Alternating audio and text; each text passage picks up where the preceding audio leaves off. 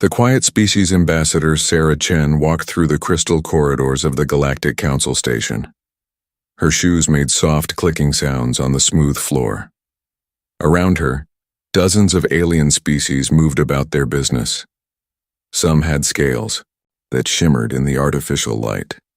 Others had tentacles that waved as they talked. A few looked almost human except for their bright purple skin or extra arms. Sarah had been coming to this station for 5 years now. 5 long years of trying to get the Council to take humanity seriously. 5 years of being treated like a child asking adults for permission to sit at the big table. She reached the Council chamber doors. They were massive things, made from some kind of metal that changed colors. 2 Craxian guards stood beside them. The Craxians looked like giant beetles wearing armor. Their compound eyes tracked Sarah as she approached. Ambassador Chen, one of them said in the universal translator voice that all aliens used, "The Council will see you now." Sarah nodded and walked through the doors. The Council chamber was huge. Seats arranged in circles went up toward the ceiling. In those seats sat the representatives of over 200 species. They were the rulers of the galaxy, or at least they thought they were. At the center of the chamber was a small platform. This was where species came to ask for things, to beg for help, to report problems. Sarah had stood on that platform many times before. Human Ambassador, called out Counselor Vex. He was the leader of the Council today. Vex looked like a cross, between a lizard and a bird. His voice was sharp and annoying. "You have requested another hearing. What does Earth want this time?" Sarah stepped onto the platform. Around her, hundreds of alien eyes watched. Some looked bored, others looked annoyed, a few seemed amused, like they were watching entertainment. "Honored counselors," Sarah began. She had practiced this speech many times. "I come before you today to report serious crimes against human citizens. The Zilani Empire has been attacking our trade ships. They have taken our people as slaves. Just last week they destroyed a passenger ship carrying 300 families. Murmurs went around the chamber. But they were not murmurs of concern. They sounded more like annoyance. Counselor Vex looked at his data pad. "The humans again complain. About the Zilani. This is becoming tiresome." "Counselor Thane," Sarah said, turning to another section of the chamber, "your species trades with us. You know we are peaceful people. We follow all galactic laws. We pay our taxes. We cause no trouble. Why will the Council not protect us?"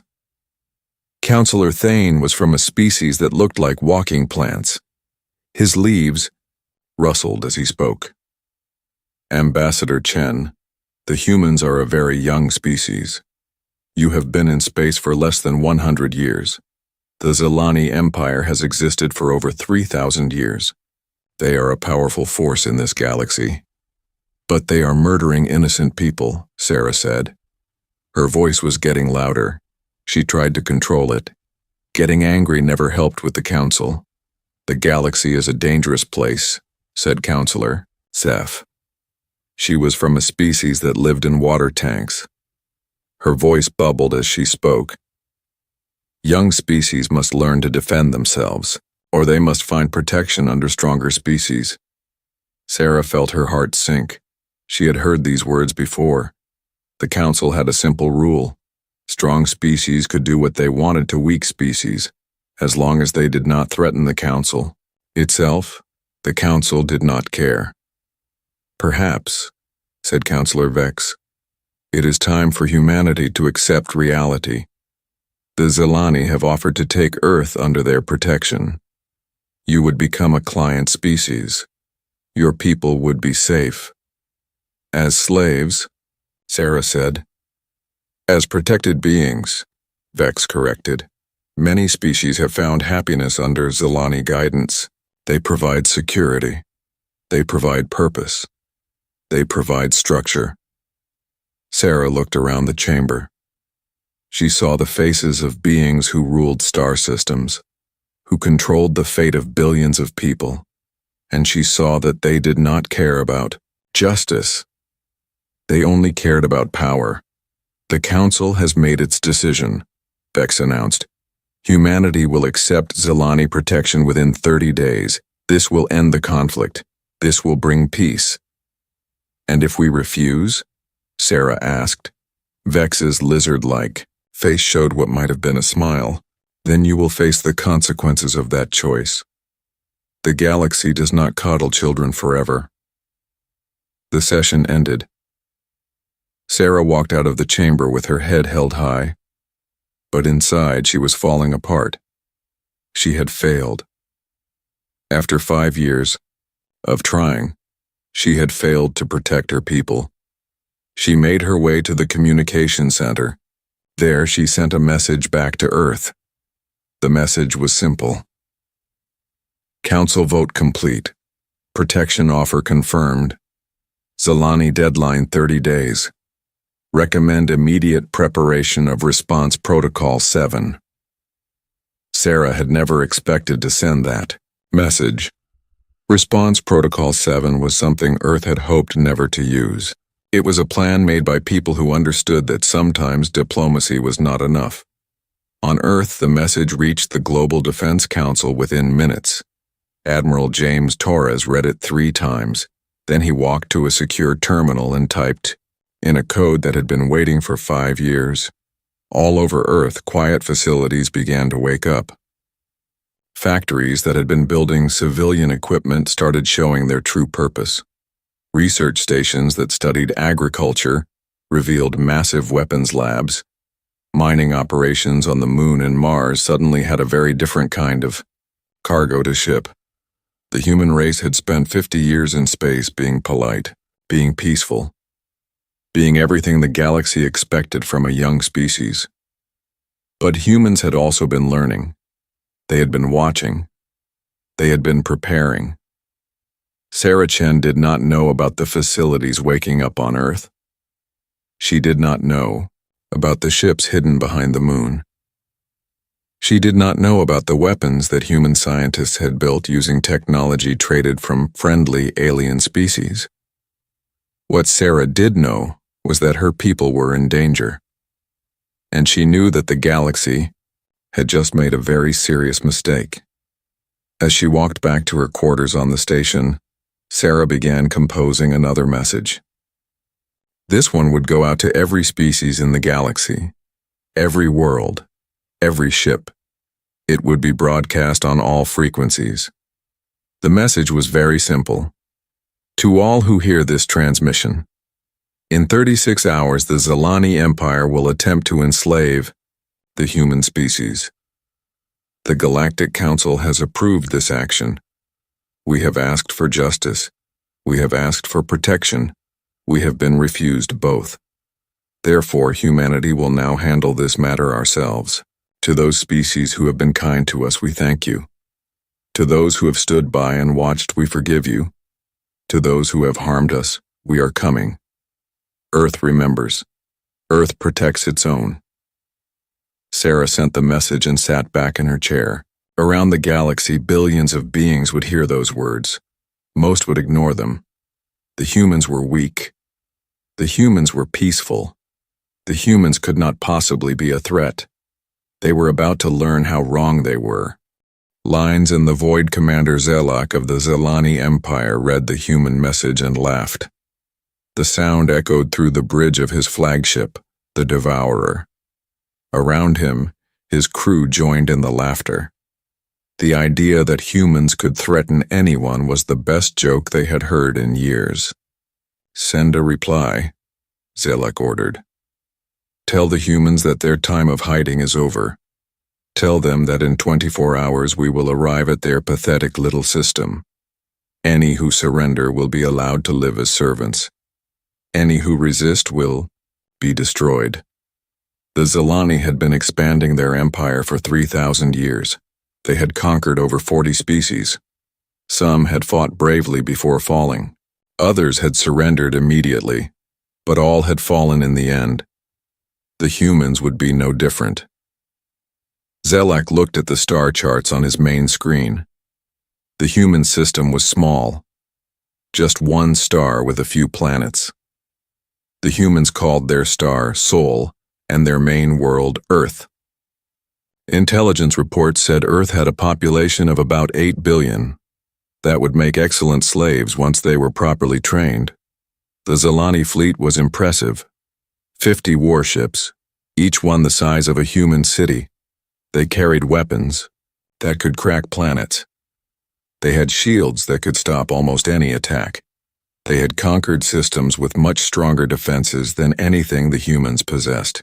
"Sir," called out the communications officer, "we are receiving a response from the human system." "Put it on screen," Zelak ordered. The image that appeared showed a human woman. She was the same ambassador who had been begging the council for help. But something about her seemed different now. Her eyes were harder. Her voice was calm in a way that almost seemed dangerous. "Commander Zelak," the woman said. "I am Admiral Sarah Chen of the Earth Defense Force.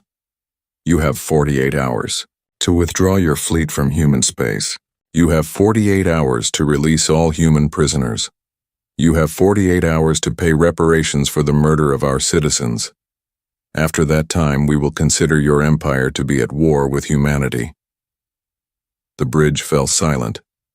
Then the laughter started again, even louder than before. "Admiral," Zelak said, wiping tears from his eyes, "the humans have made their ambassador into an admiral? How delightfully naive. Tell me, Admiral Chen, what makes you think you can threaten the Zilani Empire?"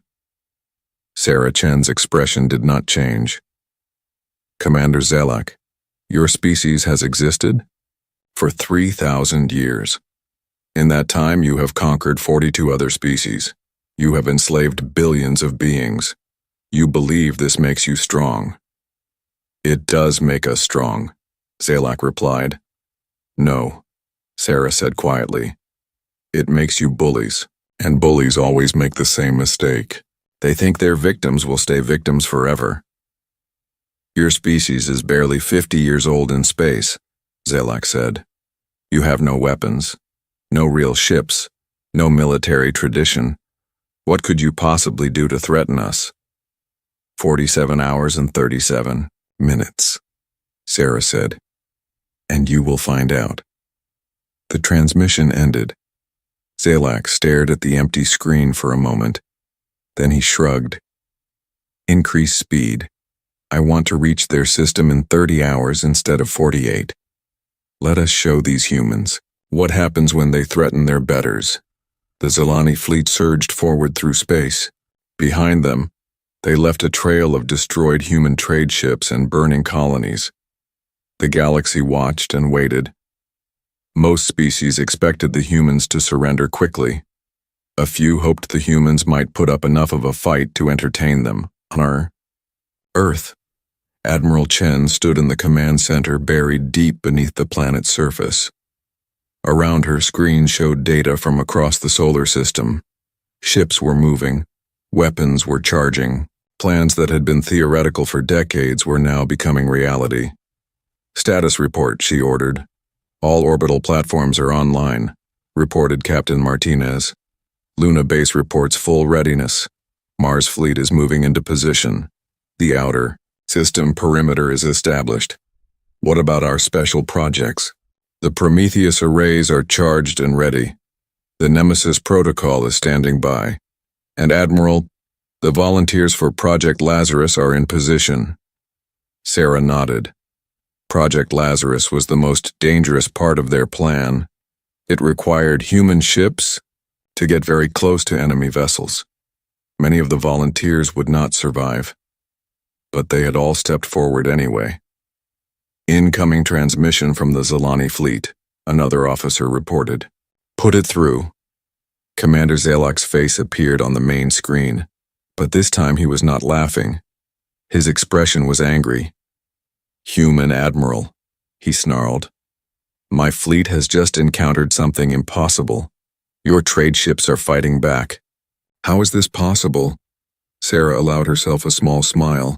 Commander, did you really think we would send our people out into a hostile galaxy without any way to protect themselves? But they are cargo ships, civilian vessels. With civilian crews, Sarah agreed. Civilian crews who are also part of our reserve fleet. Every human ship in space has weapons, Commander. We just kept them hidden until now. Zelak's face grew darker. It does not matter. A few armed cargo ships cannot stop my fleet. You are right, Sarah said. They cannot stop you, but they can slow you down. They can send us information about your tactics. They can make you angry and careless. And most importantly, they can show the galaxy that humans do not go quietly into slavery. On his flagship, Zelak watched his tactical display with growing frustration. The human cargo ships were not trying to win battles. They were trying to cause as much damage as possible before they died, and they were succeeding. Each human ship fought like it had nothing to lose. They used tactics that Zelak had never seen before. They set traps. They used their own ships as weapons. They coordinated their attacks in ways that turned the Zilani fleet's strength against itself. Sir, his weapons officer reported. We have lost 3 ships and damaged 12 others. The humans are using some kind of new technology. What kind of technology? They seem to be able to predict our movements. Every time we try a standard attack pattern, they are ready for us. Zelak did not understand that humans had been studying Zilani tactics for 5 years. Every battle the Zilani had fought was recorded. Every strategy was analyzed. Human computers had run millions of simulations, finding weaknesses that the Zilani did not even know they had. It does not matter, Zelak declared. We still outnumber them 100 to 1. Continue the advance. But each hour brought new surprises. Human ships appeared from nowhere, struck hard, and vanished.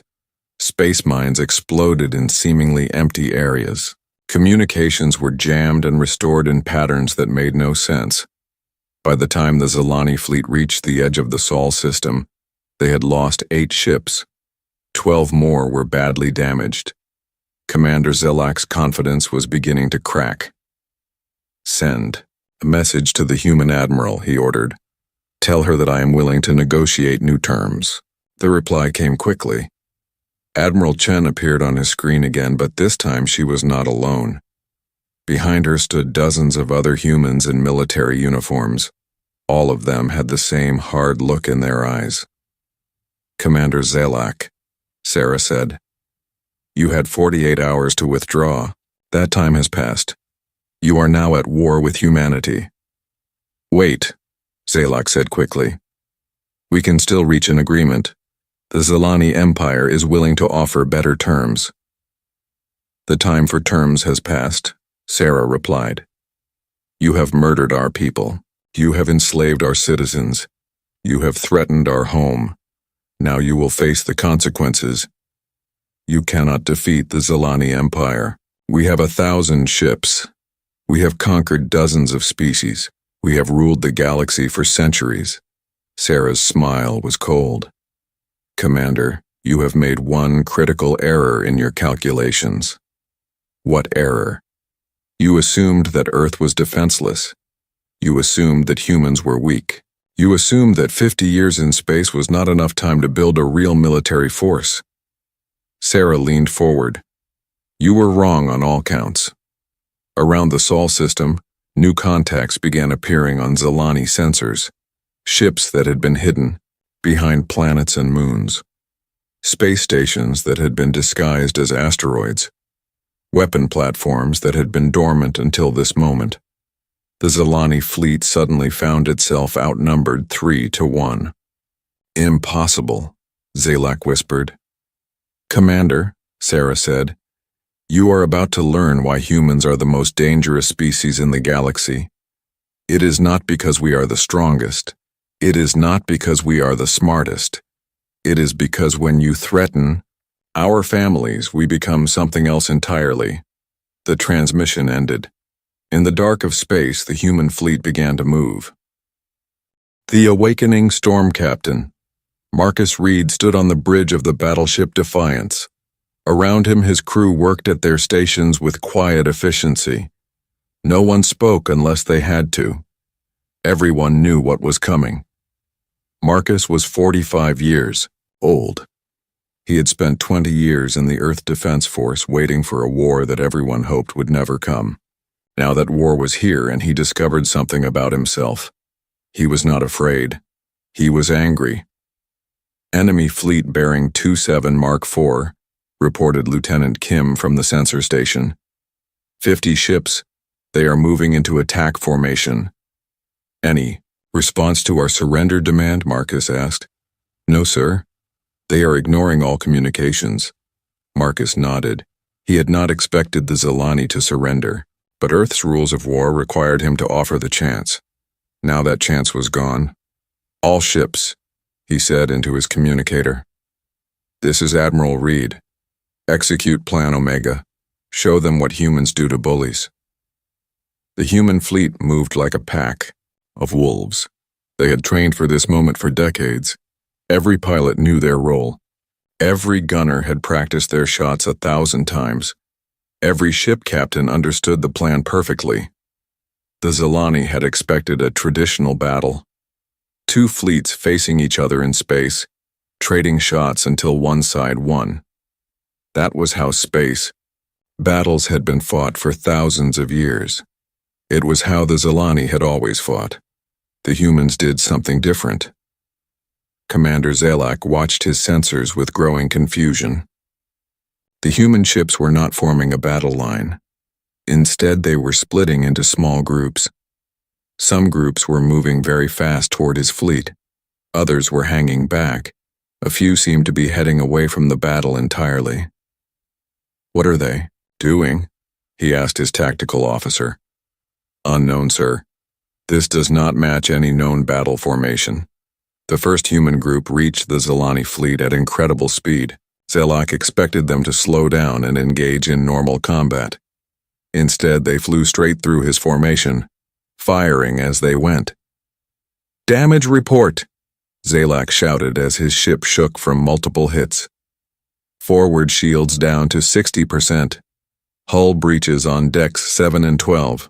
Enemy ships are past us and turning for another attack run. Turn the fleet around, follow those ships. Sir, if we turn around, we will expose our rear to the other human groups. Zelak realized the trap too late. As his ships turned to chase the first human group, the other groups attacked from different directions. The Zilani fleet found itself surrounded and confused, but the real surprise was still coming. Sir, his sensor officer shouted, I am reading massive energy signatures from the inner system. What kind of energy signatures? Unknown, but they are very large and getting larger. On Earth, Admiral Chen watched the battle displays with satisfaction. The Zilani were reacting exactly as the simulations had predicted. They were powerful, but they were also predictable. Fire the Prometheus arrays, she ordered. Hidden in the asteroid belt, 12 massive weapons platforms turned toward the battle. They had been built in secret over 10 years, disguised as mining operations. Each one was the size of a small moon and packed with the most advanced weapons humanity could build. The Zilani fleet was 40 light minutes away from the arrays. But the weapons they fired did not travel at the speed of light. They traveled much faster. Commander Zelak was shouting orders when space around his fleet suddenly filled with brilliant light. Weapons fire from the Prometheus arrays struck his ships with impossible accuracy. The shots had been fired before the battle even started, aimed at where the human computers predicted the Zilani fleet would be. Shield failure on ships 7, 12, and 23, his tactical officer reported. Hull breaches on over half the fleet. Sir, what just hit us? Zelak did not know. The shots had come from somewhere in the inner system, but his sensors showed nothing there capable of such power. All ships, evasive maneuvers, he ordered. Random patterns. Do not let them predict our positions. But the human fleet was not finished. As the Zalani ships scattered, trying to avoid more long-range fire, the human ships pressed their attack. They moved in coordinated groups, each group with a specific mission. Group 1 kept the Zalani ships confused and moving. Group 2 targeted damaged enemy vessels, finishing them off quickly. Group 3 was the most dangerous. They flew modified cargo ships filled with explosives directly at Zalani capital ships. "Sir," reported the communications officer, "we are receiving a transmission from one of the attacking human ships." "Put it on screen." The image showed a young human woman at the controls of a small ship. Behind her, Marcus could see that her ship was badly damaged. Smoke filled the air. Warning lights flashed red. "This is Lieutenant Sarah Kim of the cargo. Ship Hope," she said. Her voice was calm despite the chaos around her. "I am carrying 200 tons of antimatter explosives. My ship is damaged and I cannot return to base. I am therefore requesting permission to ram the enemy flagship." Marcus felt his throat tighten. Sarah Kim was barely 25 years old. She had joined the Earth Defense Force to protect her family back on Mars. "Permission granted, Lieutenant," he said quietly. "It has been an honor serving with you." "Thank you, sir. Tell my family that I kept my promise to keep them safe." The transmission ended. Marcus watched as the small cargo ship accelerated toward the massive Zalani flagship. Enemy weapons fire filled space around the Hope, but Sarah Kim flew through, it like she was dancing. Her ship took hit after hit, but she kept flying. At the last second, she transmitted a final message on all frequencies. "For Earth, for humanity, for all the innocent people you murdered." The Hope struck the Zalani flagship at nearly the speed of light. The explosion that followed lit up space for millions of kilometers. When the light faded, the flagship was gone. So were 3 other Zalani ships that had been too close. Across the human fleet, similar sacrifices were taking place. Ship after ship chose to ram enemy vessels rather than retreat. Each time, the pilot sent the same message: "For Earth." Commander Zelak found himself in command of the Zalani fleet when his flagship was destroyed. His new ship was smaller and less powerful. Around him, his once mighty fleet was falling apart. "Sir," his tactical officer said, "we have lost over half our ships. Enemy losses are minimal. Request permission to withdraw." Zelak wanted to retreat. Every instinct told him to run. But the Zalani Empire did not tolerate failure. If he returned home defeated by humans, he would be executed. "Continue the attack," he ordered. "Call for reinforcements from the nearest base." "Sir, the nearest base is 3 days away. Then we hold for 3 days." But the humans were not planning to give them 3 days. As the battle continued, more human ships appeared from everywhere. They came from behind planets, from inside asteroid fields, from hiding places the Zalani had never detected. "Sir," the sensor officer reported, "I am counting over 300 human ships now.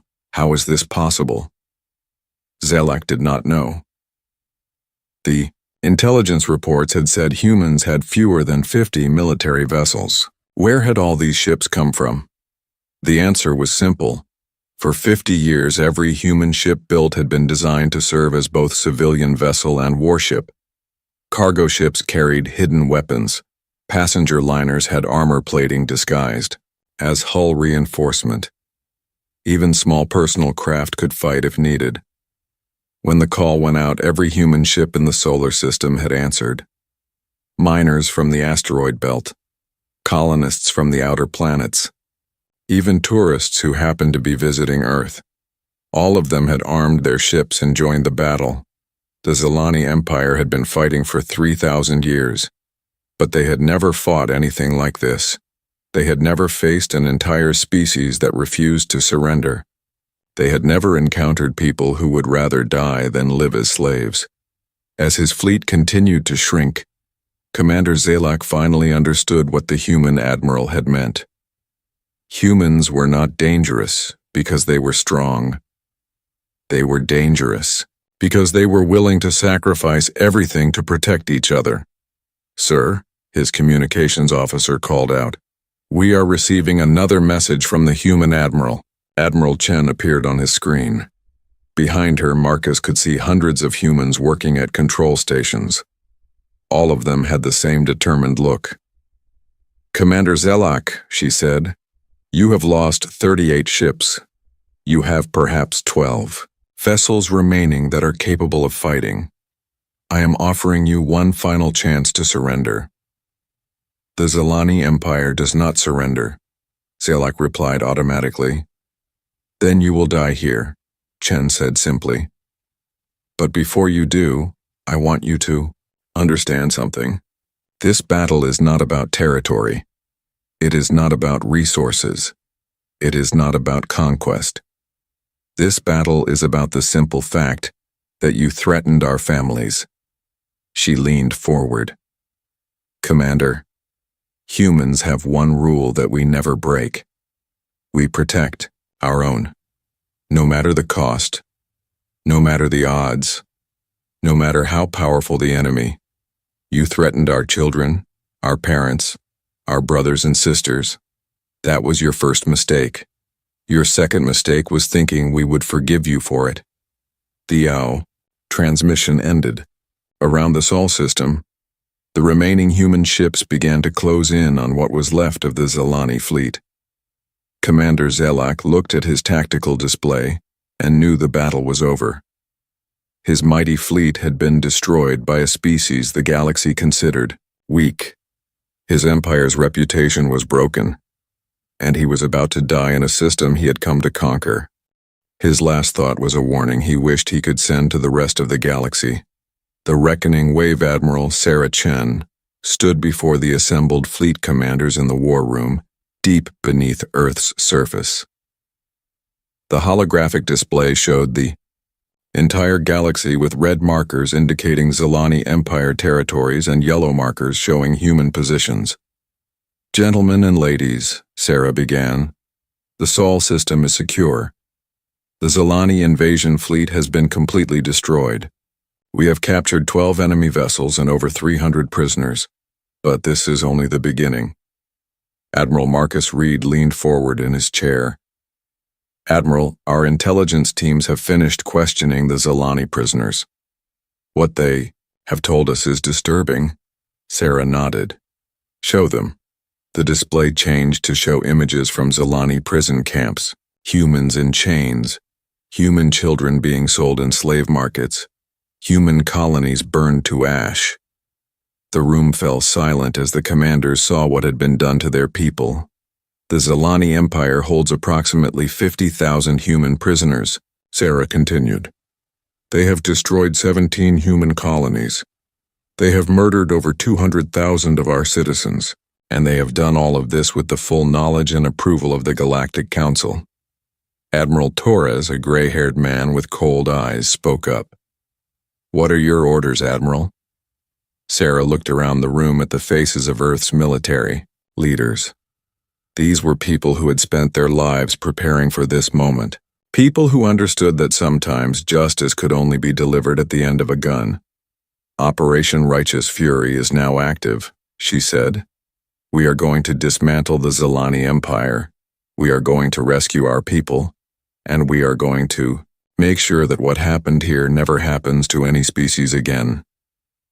The first human fleet left Sol 3 days later, 50 ships under the command of Admiral Reed, heading for the nearest Zelani military base.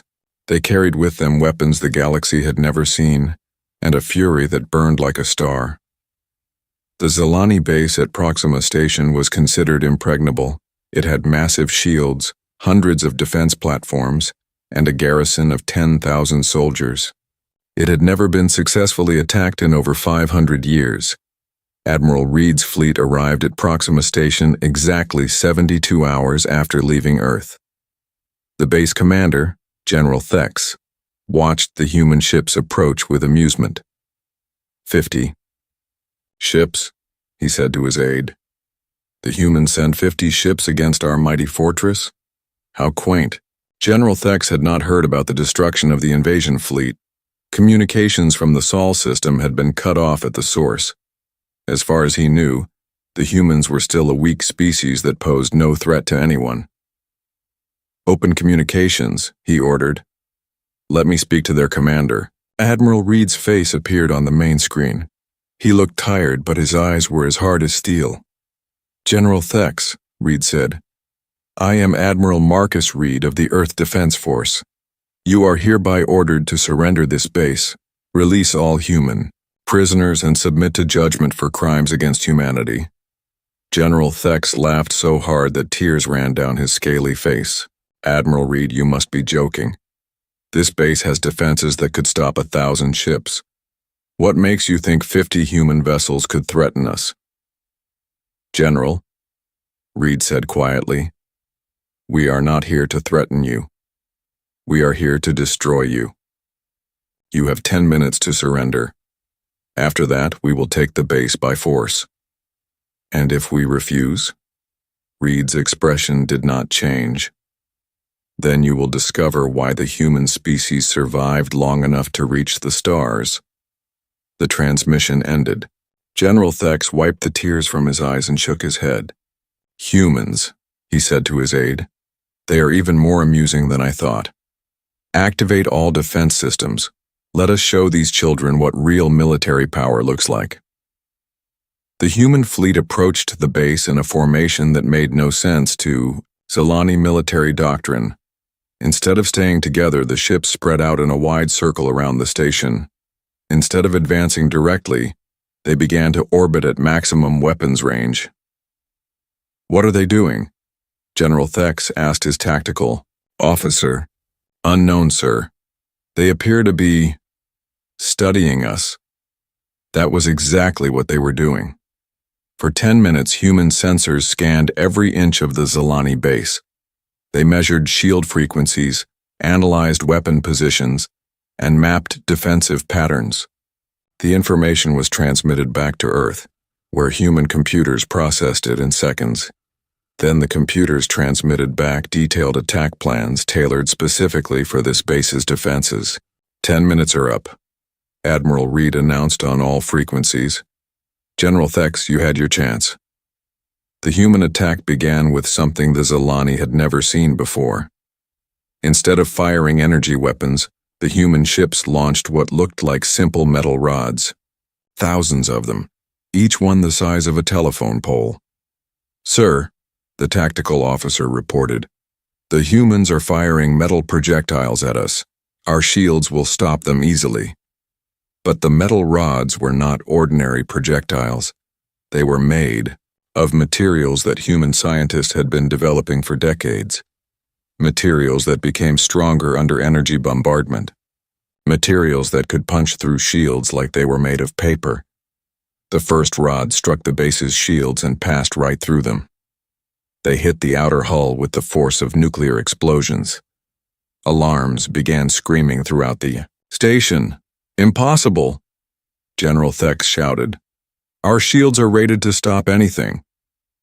"Sir," his engineer called out, "the human projectiles are some kind of exotic matter. They seem to absorb energy and convert it to kinetic force. The more power we put into our shields, the stronger the projectiles become." Before General Thex could respond, the second wave of human attacks began. This time it was energy weapons. But these were not the simple laser cannons that most species used. These were focused particle beams that could burn through a planet's crust. The Zilani base had been designed to withstand attacks from conventional weapons. It had not been designed to face technology that humans had spent 50 years perfecting in secret. Within 30 minutes, the base's outer defenses were destroyed. Within an hour, human boarding parties were fighting their way through the corridors. The Zilani soldiers found themselves facing enemies who fought with a skill and determination they had never encountered. Human soldiers did not retreat when wounded. They did not surrender when outnumbered. They fought like every battle was their last, because they knew that somewhere in the base were human prisoners who had been counting on rescue. The battle for Proxima Station lasted 6 hours. When it was over, General Thex was dead and the base was under human control. The human prisoners were freed and given medical treatment. The Zilani survivors were placed in cells to await judgment. But Admiral Reed was not finished. From the base's communications center, he sent a message that reached every Zilani outpost in the sector. "This is Admiral Marcus Reed of the Earth Defense Force," the message began. "Proxima Station has fallen. All human prisoners have been freed. All Zilani military personnel are either dead or captured. To any Zilani forces receiving this transmission, you have 24 hours to surrender. After that, we will come for you." The message was transmitted on all frequencies. It reached not just Zilani forces, but every species in the galaxy. Within hours, the news was spreading like wildfire. The humans were fighting back. The humans were winning. On the Galactic Council station, emergency sessions were being called. Counselor Vex stared at the reports coming in from Zilani space with disbelief. "This cannot be accurate," he said to his aide. "The humans destroyed an entire invasion fleet? They captured Proxima Station? Impossible." But the reports kept coming. Human fleets were appearing throughout Zilani territory. Bases that had stood for centuries were falling in hours. Slave camps were being liberated. Zilani warships were being destroyed so quickly that their distress calls were cut off mid-transmission. "Sir," his aide said nervously, "we are receiving a priority transmission from the human ambassador." "Put her through." Admiral Chen appeared on the screen, but she was no longer wearing diplomatic robes. She was dressed in military uniform, and behind her stood a dozen other human officers. "Counselor Vex," she said, "I am no longer Ambassador Chen. I am Admiral Chen of the Earth Defense Force. I am calling to inform you that the Galactic Council is hereby held responsible for the genocide attempted against the human species." "Admiral," Vex said quickly, "surely we can reach some agreement. The Council was merely trying to maintain galactic peace." "By allowing the enslavement of innocent people?" Chen asked. "By permitting the murder of children? By standing aside while bullies destroyed entire civilizations?" "The galaxy is a complicated place," Vex replied. "Sometimes difficult decisions must be made." "You are right," Chen agreed. "Difficult decisions must be made. And humanity has made its decision. The old order is over, Counselor. The time when the strong could prey on the weak without consequence has ended." "What are you saying?" Admiral Chen leaned forward. "We are saying that the Galactic Council has 30 days to dissolve itself and form a new government, one that protects all species, not just the powerful ones. If you refuse, humanity will dissolve it for you. You cannot threaten the entire galaxy." "We are not threatening anyone," Chen replied calmly. "We are simply stating facts. The human species will no longer tolerate a galaxy where innocents suffer while their leaders do nothing." The new order 6 months after the first human fleet left Sol, Admiral Sarah Chen stood in the ruins of the Galactic Council chamber. The great crystal dome was cracked and broken. The seats that had once held the representatives of 200 species were empty and covered in dust. Around her, human soldiers maintained security while teams of engineers worked to repair the damage. The battle for the Council station had been brief but decisive. When the Council had refused humanity's ultimatum, human forces had arrived to enforce it. Chen walked to the center of the chamber, where the platform for petitioners had once stood. Soon this would be rebuilt as something new, something better, a place where all species could speak as equals, not as beggars asking for scraps from their superiors. "Admiral," called Captain Martinez from the entrance. "The delegates are arriving." Chen nodded. "Send them in." The delegates who entered the chamber were different from the ones who had ruled here before. Some were familiar faces, species that had chosen to work with humanity rather than against it. Others were entirely new, races that had been enslaved, or oppressed by the old order, now free to speak for themselves. At the head of the group walked Counselor Thane, the plant-like being who had once dismissed human complaints. But Thane looked different now. His leaves were darker, his movements more careful. He had learned what happened to those who stood against human justice. "Admiral Chen," Thane said, his voice much more respectful than it had been 6 months ago. "The new Galactic Assembly is ready to convene." "Thank you, Counselor," Chen replied. "But before we begin, there are some things that need to be made clear." She gestured to the broken chamber around them. This building was a symbol of the old way, the way where might made right, where the strong could oppress the weak without consequence, where species like mine had to beg for basic justice. Chen turned to face the assembled delegates. "That time is over. The new Galactic Assembly will operate under different rules. Rules that humanity will enforce if necessary." A nervous murmur went through the crowd. Everyone knew what humanity will enforce meant. They had all seen the reports from former Zilani territory. Entire fleets destroyed, bases captured, an empire that had lasted 3,000 years reduced to rubble in less than 6 months. "The first rule," Chen continued, "is simple.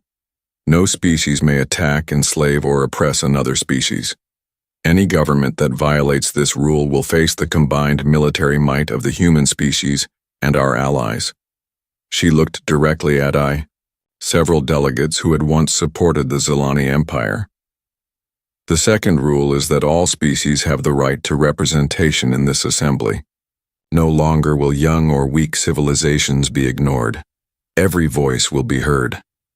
"And the third rule," Chen said, her voice becoming harder, "is that the assembly will actively protect those who cannot protect themselves. Never again will this body stand by and watch genocide while calling it maintaining peace." Counselor Vex, who had somehow survived the collapse of the old council, raised a trembling hand. "Admiral, surely you do not expect us to police the entire galaxy. Such a task would be impossible." Chen smiled, but it was not a pleasant expression. "Counselor Vex, humanity has spent the last 6 months proving that the impossible is simply another word for difficult. We have liberated over 400 worlds. We have freed 20 million slaves. We have destroyed the most powerful empire in the galaxy. What exactly do you think we cannot accomplish?" The silence that followed was complete. Everyone in the chamber understood that they were not witnessing a negotiation. They were witnessing the birth of a new galactic order, with humanity as its enforcer. "However," Chen continued, her voice becoming more diplomatic, "humanity does not wish to rule the galaxy. We wish to protect it. The new assembly will be led by elected representatives from all member species. Humans will serve as peacekeepers and enforcers, but we will not dictate policy."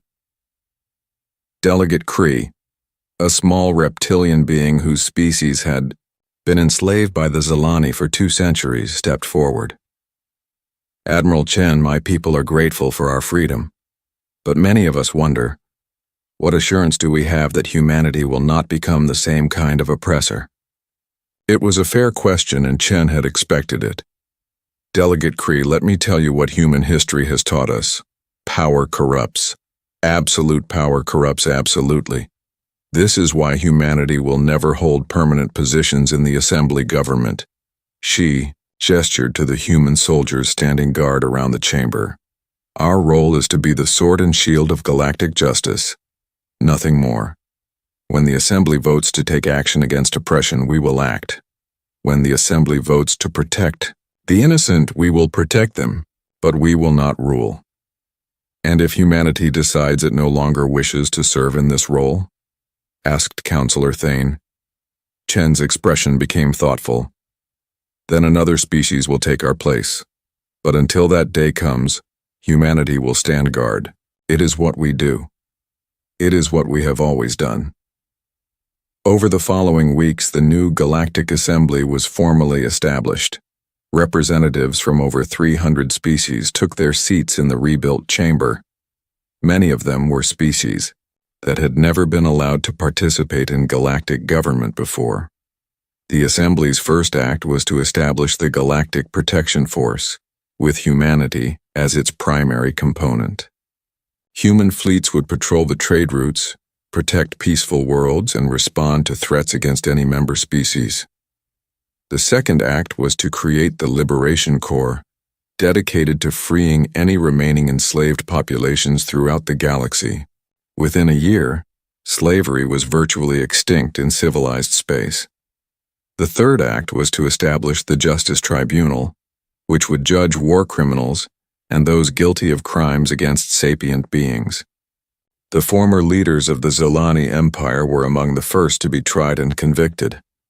But the most important change was not written in any law or treaty. It was the understanding that spread throughout the galaxy like ripples from a stone thrown into still water. The understanding that humanity was watching, that humanity was ready, that humanity would not allow the strong to prey on the weak ever again. Admiral Chen returned to Earth 18 months after the war began. She walked through the same crystal corridors of the rebuilt Council Station, but now they served a different purpose. Now they were the halls of an institution dedicated to protection rather than exploitation. She found herself in the memorial garden that had been built to honor those who died in the war. Thousands of names were carved into the black stone walls. Human names, but also the names of beings from dozens of other species who had fought and died for galactic freedom. At the center of the garden stood a simple monument. It bore no grand speeches or flowery words, just a simple inscription, for all those who refused to let evil triumph through their silence. As Chen read those words, she heard footsteps behind her. She turned to see Captain Martinez approaching. "Admiral," he said, "we have received reports from the Outer Rim territories. 3 more species have applied for Assembly membership. They are asking for human protection while they establish their new governments." Chen nodded. "Grant their request.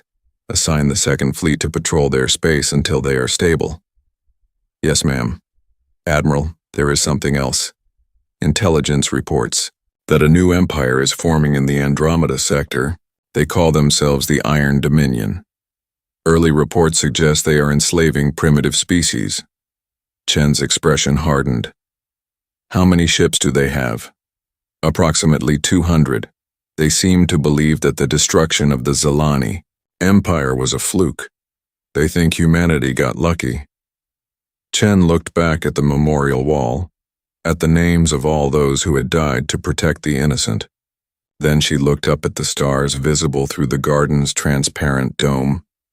"Captain," she said quietly, "prepare the Third Fleet for deployment. It seems we need to teach another group of bullies that humanity does not believe in luck." "Yes, ma'am. What should I tell them when they ask what our intentions are?" Chen smiled, and for the first time in months it was a genuinely warm expression. "Tell them the same thing we told the Zilani.